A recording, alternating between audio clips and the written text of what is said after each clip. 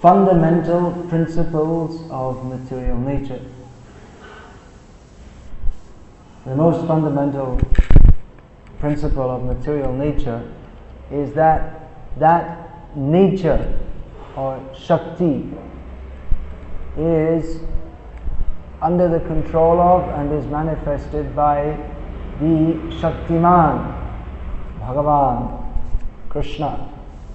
This is the most fundamental principle, and on the basis of that understanding, so many other principles are being explained. Here it's stated that the rivers, the controlling deity of the rivers is also the controlling deity of the nervous system. So we find like that how the universal form and the deities therein are related to this physical body in so many ways. Just like the moon, the controlling deity of the moon is also the controlling deity of the mind. And therefore, it's interesting, in English we have the word lunatic. Lunatic means a crazy person, and we also have the word luna, which means of the moon.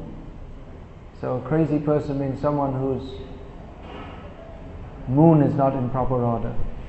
You say in Croatian or Russian, how do you say? Lunatic, same word, just slightly different pronunciation. And lunar, so same, it's from Latin, I suppose, or Greek. So it's interesting that relationship was recognized even by the so-called primitive people of the past. Whereas nowadays, modern scientists working on the empiric method won't agree with that. So many principles are given describing how this material world, how the different facets of it interact with each other, and all this is to help us understand Maya Adhyakshena Prakriti Suyate Sacharachara Hetunamena Konte Jagad Viparivartate. That under Krishna's direction, this whole material cosmos is going on. Another reason for understanding these things, it's also good to know and understand, is that this material body, Tadapya Dhruvam Arthadam. Yesterday you were quoting that verse. You didn't say it, but you said it, part of it in Gujarati. Does anyone know the beginning of it? You were quoting Prahlad Maharaj. Kaumara acharat pragyo dharman bhagavataniha. That was the part that you quoted. That from childhood, one should take up Bhagavat Dharma, Krishna consciousness. One who is intelligent, pragya, one who is of fine intelligence. Then, Dharman Bhagavataniha, Durlabha Manava Janma Tadapya Dhruvam Arthadam. That although this material, this human life is uncertain, in other words, temporary, it can give the highest benefit. There's something good to be had of it. As Prabhupada used to say, we should make the best use of a bad bargain. Having any material body is not much fun. It's not a good situation to be in. But having attained this human form of life, Labdva Sudurlavamidam Bahu Sambhavanti, having attained this human form of life after many births, we should take advantage of it. Manusham Artadam, the same term is used, that this human form of life, it can give something beneficial. It has a purpose. Manusham Artadam Anityam, even though it's temporary. Apiha Dhiraha Turanamyate Tanapatedanamityatyava Nishrayasaya Vishakalu Sarvatasyat. An intelligent person knows that anyway I have to die, this body has to die. But before the passing of this body, I should utilize it for attaining the highest benefit that is only available in the human form of life. And as far as sense gratification is concerned, if we think, well, why not have sense gratification, we should consider that that is available in every species of life, but that the opportunity to practice Bhagavat Dharma is generally only available in the human form of life. So this kind of knowledge that one can be relieved from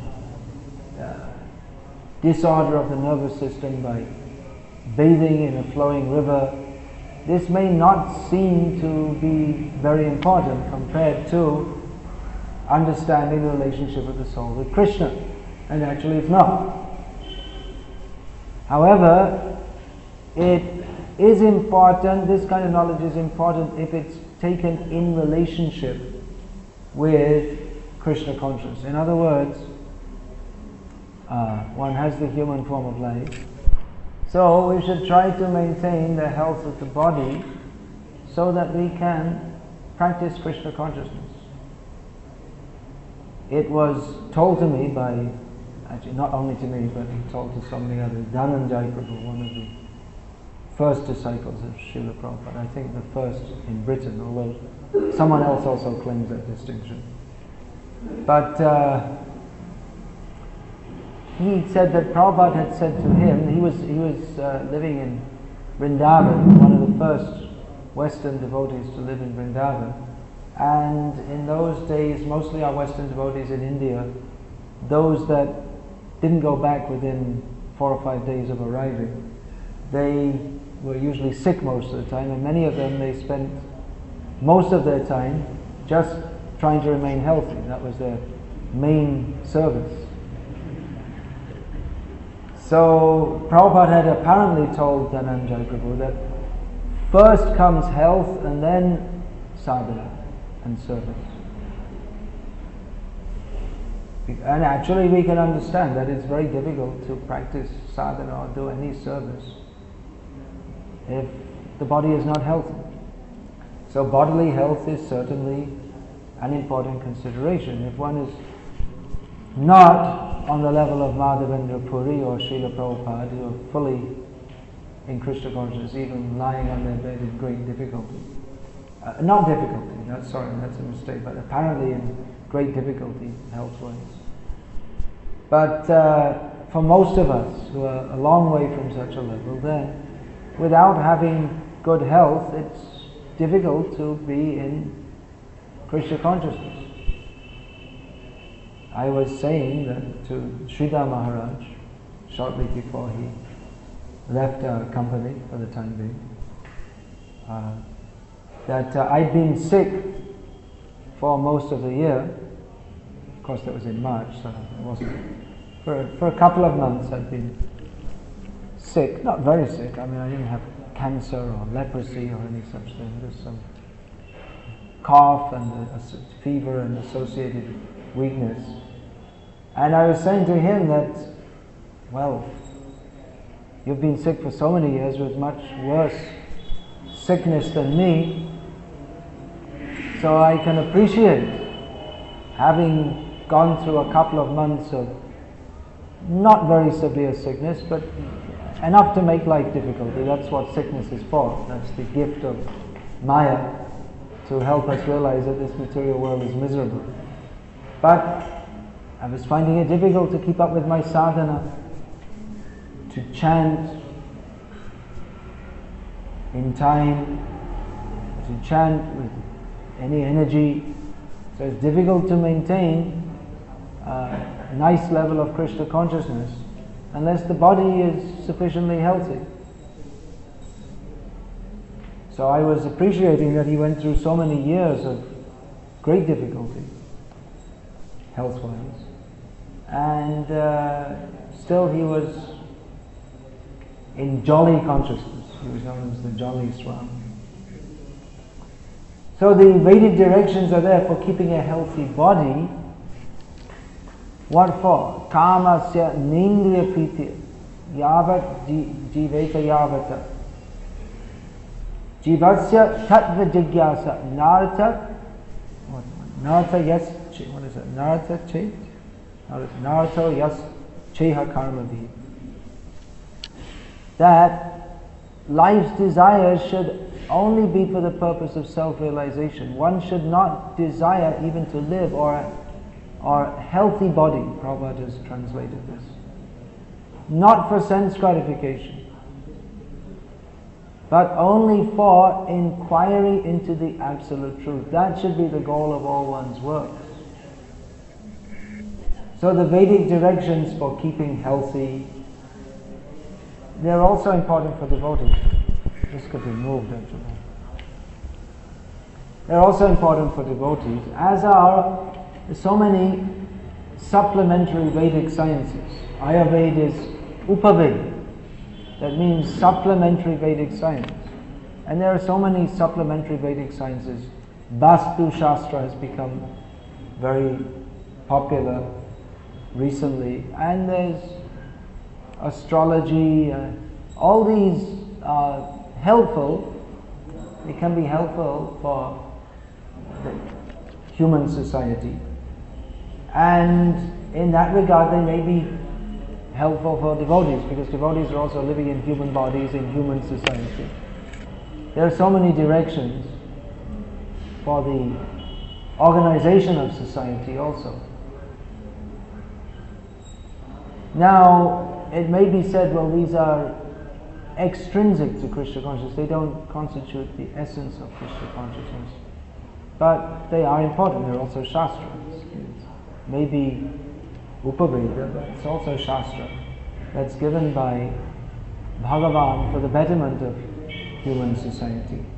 So devotees can take advantage of this, all these various types of knowledge, not becoming distracted by them or overly absorbed in them, but only for the sake of prosecuting Krishna consciousness. For instance, just like Bharat was telling me yesterday, Bharat Das, that he'd been having headaches for so many years, which is undoubtedly a great disturbance in Krishna consciousness, as I also experienced, as I also had headaches for several years. But then by consulting a competent Ayurvedic physician, he found out what is the problem and very simply how to solve it. It's just a question of adjusting a little bit the diet and lifestyle, and then the problem's solved.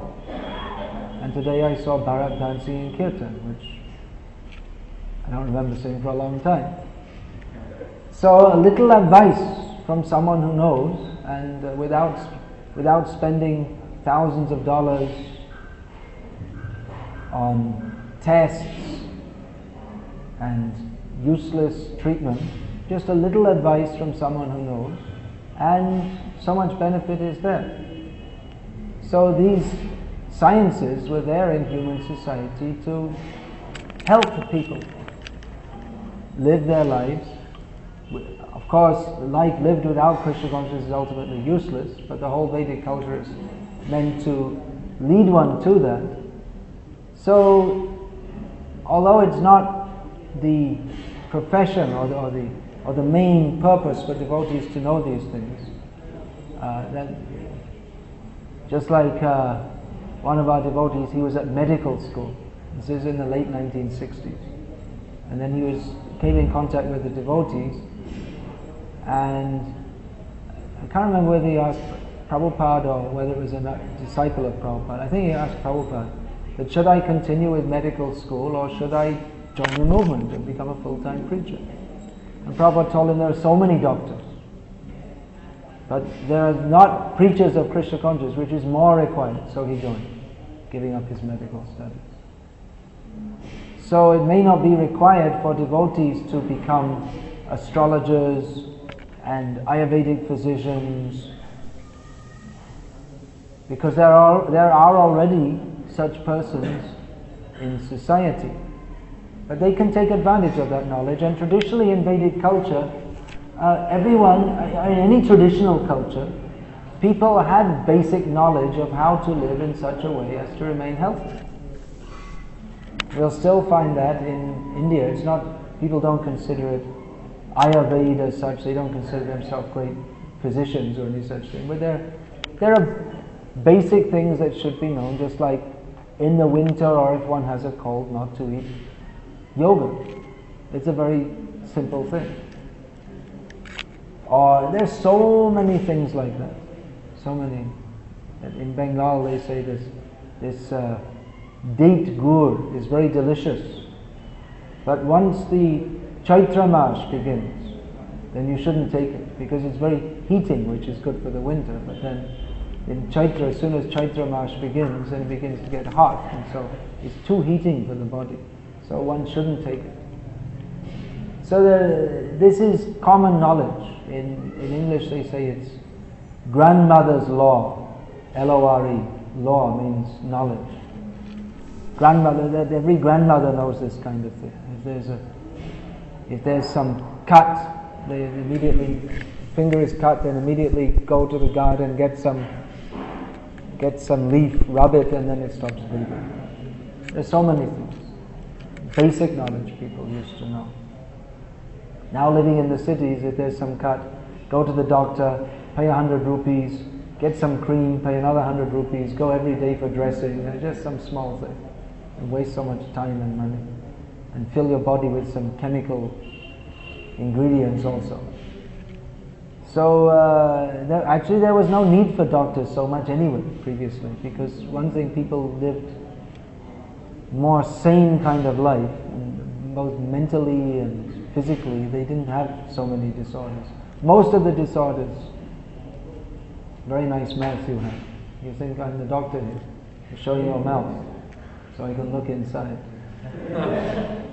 Please, if you're going to yawn, cover with the hand. This is also the kind of thing that grandmothers used to teach, but nowadays grandmothers are too busy watching TV, so they don't teach anything now, and they don't know anything either. So,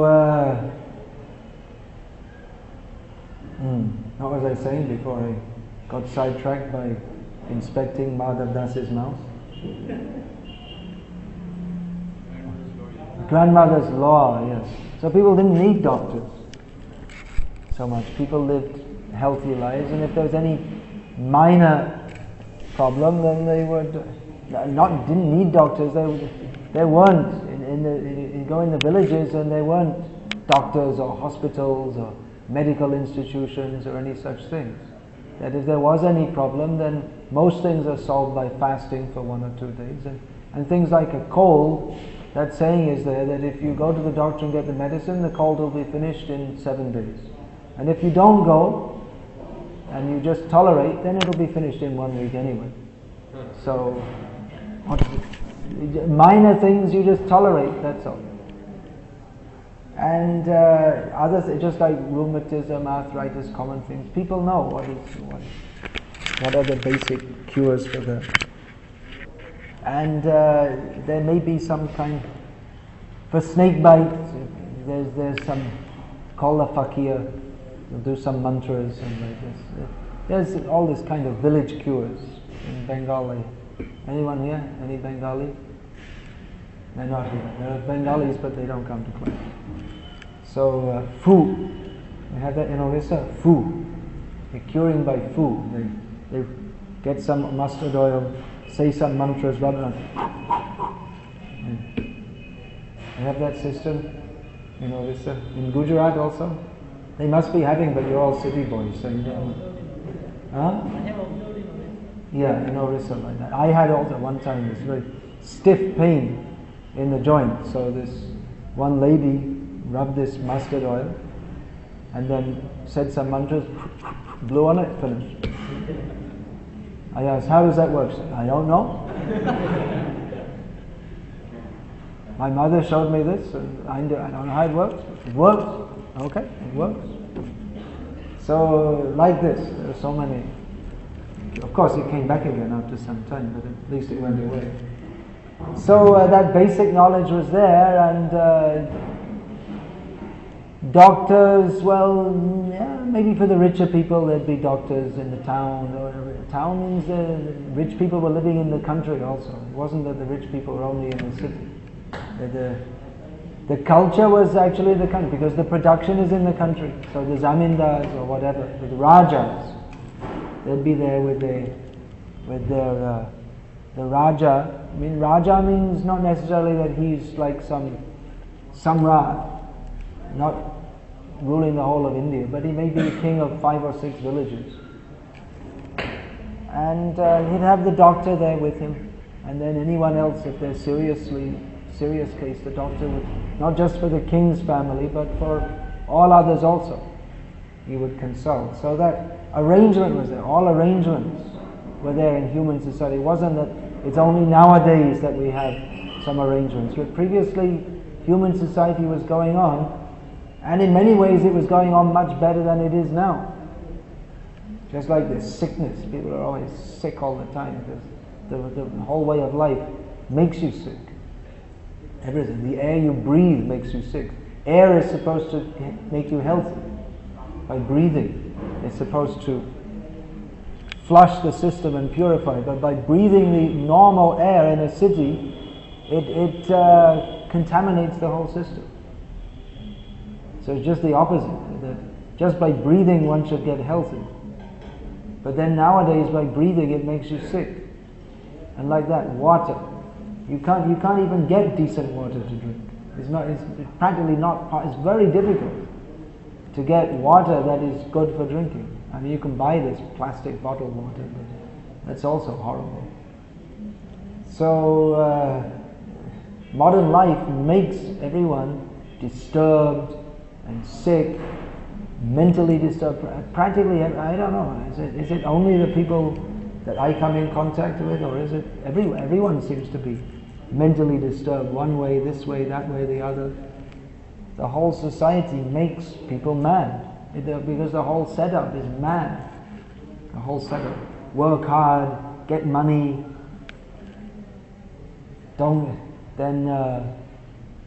this marriage, no one should get married until they have a double PhD or something like this. And then the girls especially are suffering so much. Boys also. And then they're having relationships because that's what they say on TV.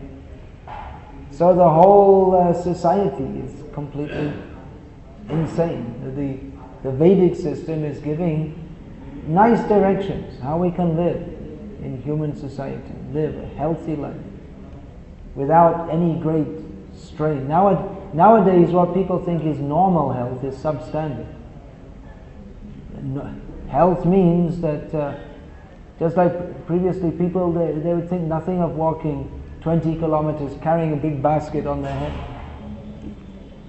But nowadays no one can do that. All the farmers, everything is electrified, and they have water supply, and no one capable of doing, no one wants to do physical work, no one's capable, and naturally they're all sick. So what we consider normal health in modern life is if we're not very sick. That's considered good health. No one knows what, in the modern society, no one knows what is good health practically. So it's a very horrible situation to which the ultimate cure is Hare Nama, Hare Nama, Hare Nama eva kevalam, Kalo nascheva, nascheva, nascheva gatiranyata. Propagating Krishna consciousness. And that's also not so easy when everyone's crazy and sick and you're chanting Hare Krishna, but crazy and physically incapable and so many things. So even to get people to chant Hare Krishna, that's not so easy. And then to chant Hare Krishna and fully accept Krishna consciousness and not go off in their own direction with their own ideas and actually fully surrender to Krishna, it's not so easy. So it's a difficult age, no doubt. But Prabhupada had a great dream. Prabhupada had a great dream means that was Chaitanya Mahaprabhu's desire. Prithivite ache jata nagaradigram sapatya prachar hoibe moranam. There should be a golden age within the Kali Yuga, within the age of quarrel and hypocrisy, this dark iron age. There should be a golden age which is brought in by the chanting of Hare Krishna. But that golden age doesn't mean that people will be working in nasty factories and mines and air-conditioned offices, neon lights, and chanting Hare Krishna. The golden age means this Kali Yuga culture, that also has to go if it's going to be there's actually going to be Krishna conscious in society. Because the modern demoniac way of life doesn't go very well with Krishna consciousness. At the present time, our Krishna conscious movement is more or less trying to become part of modern society or cater to the needs of people in modern life. But we find that even people become devotees, they're doing some job in this demoniac corporate culture, which even often as devotees, they're foolishly proud to be part of. Oh, I'm working for such and such international company. See, I'm a more qualified devotee than all the others because I'm getting 25,000 rupees a month working for some beefeaters in America. So catering for this, we're trying to cater to that modern way of life, but that modern culture, it inculcates demoniac tendencies. So even if we become devotees, then we'll find it's very difficult to make our children devotees because we want them to be half demon and half devotee. They should go to school, learn about Darwin's theory, get in the rat race, get a good degree, get a good job, and earn lots of money. By earning lots of money means you kick others down and push yourself up. That's the only way. And at the same time, you're going to be a devotee. Well, it doesn't work because you can't be a demon and be a devotee. So Prabhupada, he was very much wanting to introduce the Vedic culture, and Vedic culture not simply giving things with your right hand. There's a lot more to it than that. The whole way of life. So that's a great challenge for the Krishna conscious movement. That the whole way of life, the whole social organization, the means of income, living on the land, producing our own food, the method of education, not this Montessori or any such thing, but the method of education is Brahmachari Gurukule Vasam Danta Guruhitam Dasavana Acharan Nicho Sudrita Guru Sohridam. Gurukul education. Gurukul education doesn't mean that we put the sign Gurukul on the door and then teach them all nonsense. Gurukul means they have to study Shastra under Guru. And Dasavana Acharan Nicho, character training. Nowadays it's all about character training. Character training means the young boys, they should be like slaves. Prabhupada used that word. Dasava, just like this. Menial servant under the guidance of a competent acharya. They should submit. That is character training. Not some Kavi's theory or get the latest management book. It's all.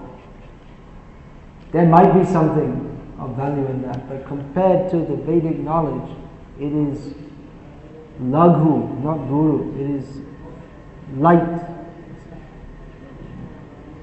And not only that, but it will be mixed with so many misconceptions.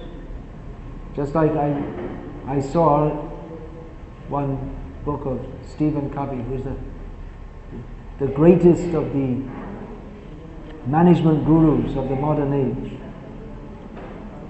I saw it where else would you think? In an ISKCON Temple President's office.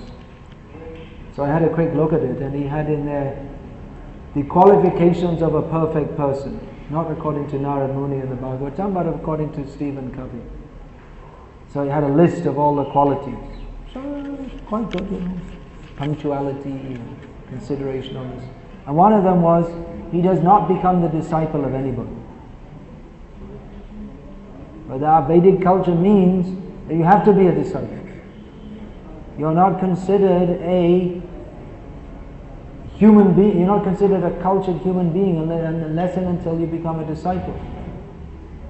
This, Yagyopavita, this is the sign. Of course it may indicate so many things, but the most basic things that it indicates is that I am a disciple.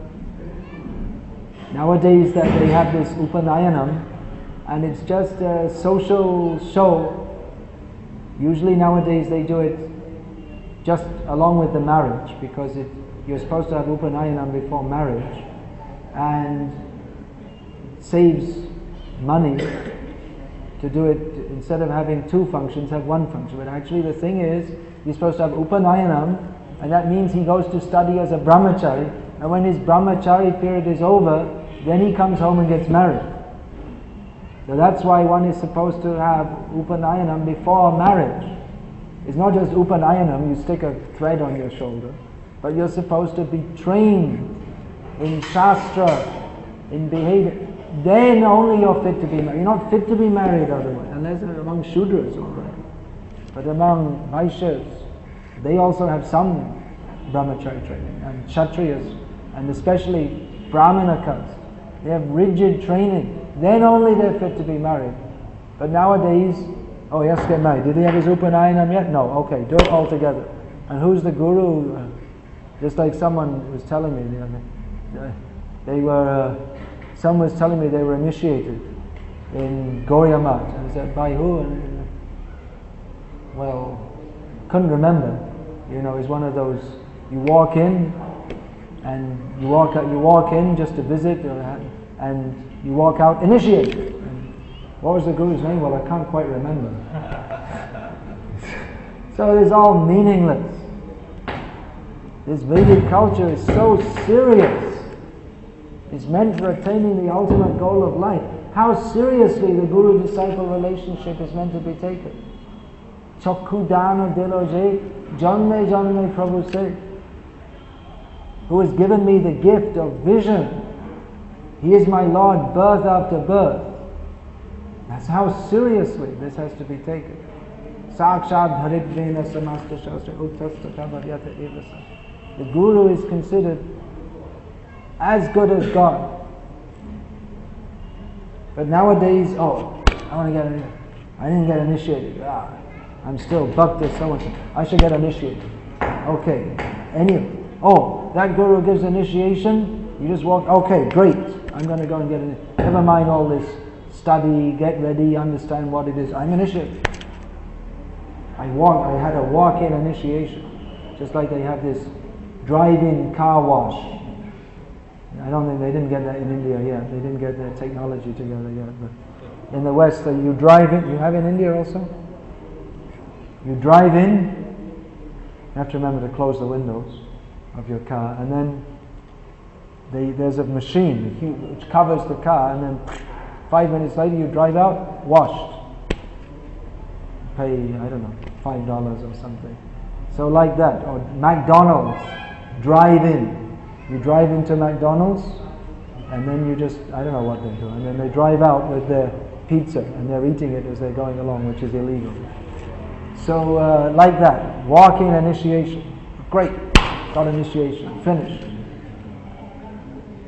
But what is the meaning? One is supposed to surrender, understand what it means, dedicate one's life. But we take it so cheaply. Ao jo dikshit nahi ho, aa jao Maharaj abhi diksha dete hain. Jo bhi mantra bal mein hai, to usi mantra mein dikshit ho sakte hain.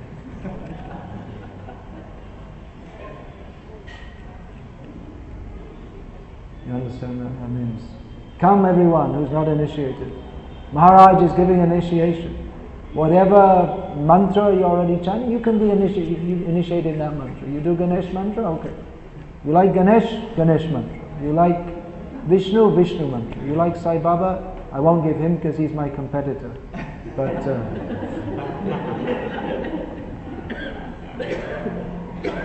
but all this Ganesh and Vishnu, we never see them, so we're not worried about competition from them. So very cheaply they're taking it.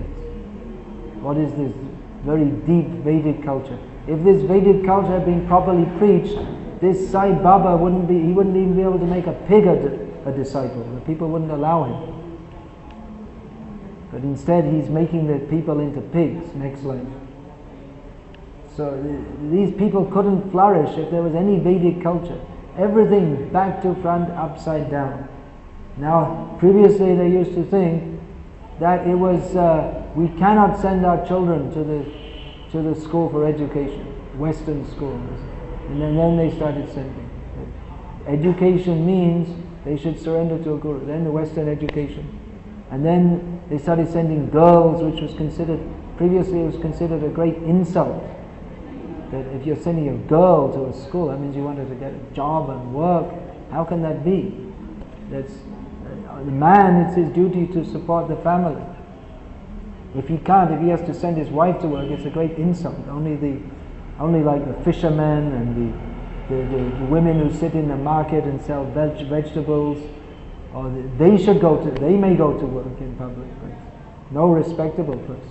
But now they can't even get married unless they have a degree, because it's considered, it's not respectable unless, it's not good enough if they don't have a degree. So they should go to school and then college, and then maybe have a couple of abortions on the way. In Vidyanagar, quite likely. Looks like that. I mean, you can imagine what they're doing in private if you see what they're doing in public. So abortion clinics are flourishing. It's a good business. They're improving the economy by promoting free mixing. It's good for the doctors. So the whole society has changed, and they think this is very good. I remember once I met one man who was a life member then. He was telling me very proudly that my daughter is a film actress in Bombay. Very proud. So I think she was quite famous. Patil, the name was, something like. It was 20 years ago. He's living in Bangkok and telling me, oh, my daughter is a film actress. And you should be ashamed. He's very proud. So how the whole culture is spoiled. So our Krishna conscious movement is meant for giving this real knowledge to human society. That, and also Jai Damodar was telling me yesterday that he was thinking, oh, he's reading Mahabharata, he's realizing bhakti is such a high thing. From reading Mahabharata, he can begin to understand what it means to be a human being. People don't know what it is to be a human being. Mahabharata gives direction, how to live in human society. What are the qualities of a human being? How we should live, how we should conduct our lives. How noble are the great personalities described in Mahabharata and Ramayana. But nowadays we want to live as Rakshasas and have bhakti. So it doesn't work. It won't work. It cannot work. It's the real challenge of our movement is to revive this Vedic culture, without which, what are our choices? That we preach and a few people come through, they manage to follow their vows, but often we see that people, they're devoted, they join the temple as a brahmachari, they want to get married and they find it's very difficult to maintain after being in that association. So there are very few who can make it as brahmacharis anyway. And then most people are not brahmacharis, and then always there's some disturbance in family life, that something happens, something happens, the relatives come and then you have to look after them. It's very difficult to keep up with your sadhana. Or there's so many problems, the baby's health, and it takes up all your time, very difficult to keep up sadhana. Or so much work you have to do, you're under so much pressure, very difficult to keep up sadhana. or there's some disturbance in the family, someone, some member of the family is misbehaving or something, and then the mind is totally disturbed and there's no proper association. Very difficult to keep up sadhana. So our movement is faced with the situation that either we, in our preaching, that we're trying to make devotees, so we only accept very few who come up to a high standard, or we bring the standard down that we just initiate anyone, whether they're following properly or not. Okay, just give them initiation. Somehow or other we have to show that we're doing something. So, and then if we're talking about very high standards, then maybe, or well, not high standards is not actually high standards, but what if we preach just the normal standards that Prabhupada preached, which is the minimum standard, then people think that's a very high standard. And if we preach anything less, then it all becomes just a mishmash. Hodgepodge is the common word in India. Mishmash is it's another term which means more or less the same thing. So it just becomes a big hodgepodge. Let anyone come, anyway they're doing some service, so it doesn't matter if they're stealing or preaching nonsense, anyway they're doing some, so let it, at least something's going on. A blind uncle is better than none, that's the excuse. So either then we just make our Krishna conscious movement watered down, in which case no one actually advances. It's very difficult it becomes more difficult to advance, because the society which is meant for promoting Krishna consciousness is promoting some watered down version in which anything goes, and then those who are serious to advancing Krishna consciousness, they don't want to stay, because they find that the whole society is going on in the name of Prabhupada, but it's not following properly. So that's another possible scenario.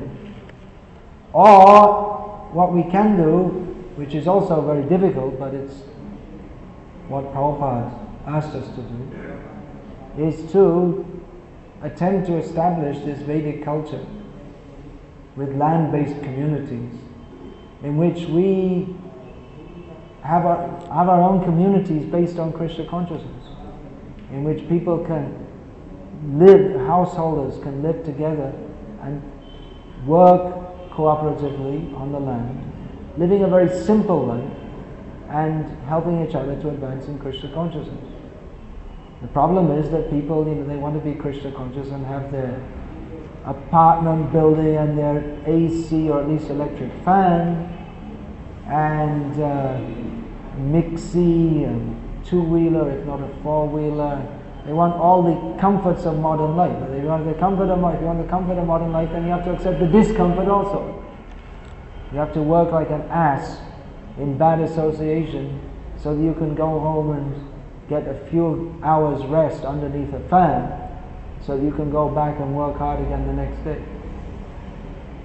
So devotees are going to, we can cater to that. And then of course, because it's too difficult for people to be very Krishna conscious in that situation, so what's the use of preaching that to them anyway? Just tell them some nice stories about Krishna and the gopis and some nice stories, and they like to hear that. And then they'll give donations, they're earning money, and they'll give donations, and we can run on the temple. So this way we cater to not really to people's actual need, which is to surrender to Krishna, but to their half Krishna consciousness or cheating approach to Krishna consciousness, in which they don't like to say or think that, well, actually I'm not following properly. Everyone likes to think bhalo ami, boro ami. Everyone likes to think I am good, I am great. So then everyone comes, yes, you are good, you are great. Oh yes, I am good, I am great, very good. So it becomes a mutual flattery society and cheating, and no one becomes Krishna conscious. But somehow or other we have to keep up a show of being Krishna conscious. That's what happens if we don't. That it seems inevitable if we don't take up this formula of establishing Vedic culture. If we don't work on the template of Vedic culture, then we have to work on the template of demoniac culture. But from the template of demoniac culture, template, how do I say? What's a simple English word? Substrata, or the basis. The basis. If the basis is modern culture, then modern culture produces demons. So it's very difficult not to be a demon, or even if we somehow or other we can take up Krishna consciousness. Again, our children, mostly, they're not going to be devotees. If we bring them up in kami life, then they're going to be kamis. It's because that the influence of lust, greed and anger, which are strongly promoted in modern demoniac society, we can't expect our children to not be influenced by that. There are great yogis who try not to be influenced by that, and even then they find it difficult. So if we send our children to be educated in lust, anger and greed, then how can we expect them not to be influenced by that? Certainly they do. So we have a tremendous responsibility to fulfill the plan given to us by Prabhupada of establishing a Krishna conscious society with Krishna conscious education, Krishna conscious way of life. Tremendous responsibility. So in some ways it may seem that our movement is doing well, and of course many people are taking up Krishna consciousness, and that's good. But again we see that most people who take up Krishna consciousness, even most who get initiated, even if they're serious, that often they become victim of circumstances and they're not able to maintain at a very high level their Krishna consciousness. So we have this great responsibility to establish Krishna conscious communities based on simple living and high thinking. Hare Krishna. Is there any question?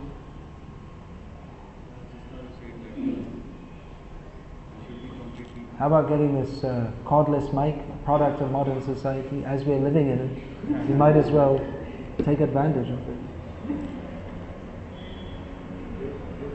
You don't have one? Alright, say loudly so that I don't have it. You say it loudly, don't speak to me, speak to those at the back of the room.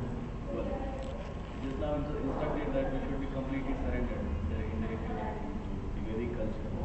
But what about the monetaries that we find difficult to... What about the what? Monetaries. Monetaries? Some benefits to maintain ourselves. Money. What about money? How can we be fully surrendered if we're earning money? Now, fully surrendered means the brahmachari practices a fully surrendered life to the Guru. If he's able to remain on that platform, then he doesn't need any money because he doesn't need to get married. He remains a brahmachari. But if, as in most cases, he's not able to maintain a brahmachari life, then he goes home. And actually money is also, previously money was not an important consideration because the land produces everything, then what do you need money for? Money is only required if we're trading. So, nowadays we think that taking care of our physical needs, it's a great challenge. How to get enough food, clothing and shelter of family. In traditional cultures, it's not a problem. How to maintain a family is not a problem because the land produces everything.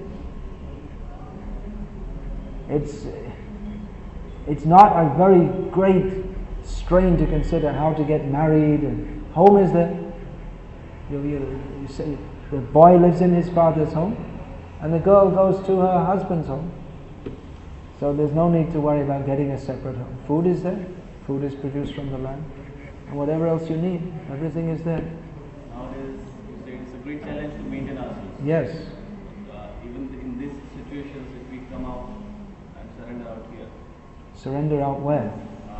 Say for Vedic culture. Well, that's what I'm saying. We don't have any such thing to enter into, so you can't anyway. Then what? Then what? Then we should establish these communities. You ready? Let's do it. The crying need, the pressing need of the hour. For many hours long past, many souls have come and gone. We must take ourselves as pioneers. We must take ourselves as pioneers of this. Yes, it's required. It should be taken up. Vitally required. You'd like to get involved in this? Would you like? Are you ready to get involved in this? Pioneering these kind of communities. Yeah, that's what I'm here. All right, we'll speak about it more later. Not right now. Hare Krishna. Srimad Bhagavatam ki jai. Srila Prabhupada ki jai.